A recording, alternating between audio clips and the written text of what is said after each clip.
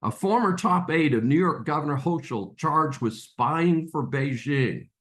This is Dr. David Schein, and welcome to Business Law 101. Throughout the United States recently, there have been troubling reports of both military and government operations that have been infiltrated by persons spying for Communist China. This report is just the latest, but still concerning. While there's been wide media coverage, Politico had some stunning details in a recent piece. I've also personally reviewed the 64-page federal indictment that was just unsealed. Linda's son worked in various positions in New York Governors Cuomo and Hochul's administrations. She and her husband, Chris Hu, were arrested on September 3rd at their home on Long Island. They were charged with spying for the CCP, Communist Party.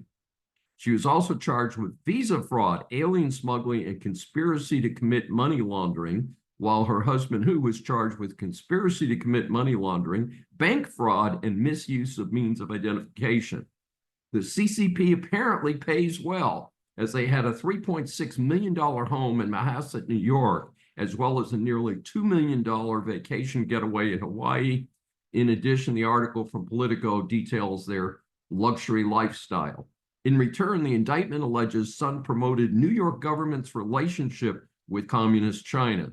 At the same time, she actively prevented improved relations between the Taiwanese government and the New York governor's office.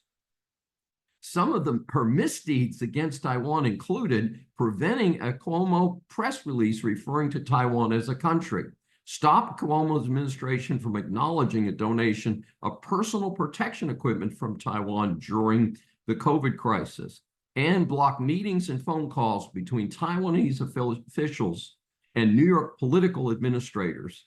It is indicated in the indictment that she even let Chinese officials listen in on government meetings. Sun and Hu have pleaded not guilty. Sun was released on $1.5 million bond, and she's barred from any contact with the Chinese government. In the meantime, the New York governor's office released this statement. We terminated her employment in March 2023 after discovering evidence of misconduct, immediately reported her actions to law enforcement, and have assisted law enforcement throughout this process.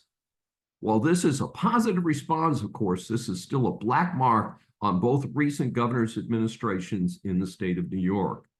We in the United States must increase our awareness of this type of interference and spying in both the public and private sectors. This is Dr. David D. Schein for Business Law 101. If you've enjoyed this episode, please subscribe on your favorite platform.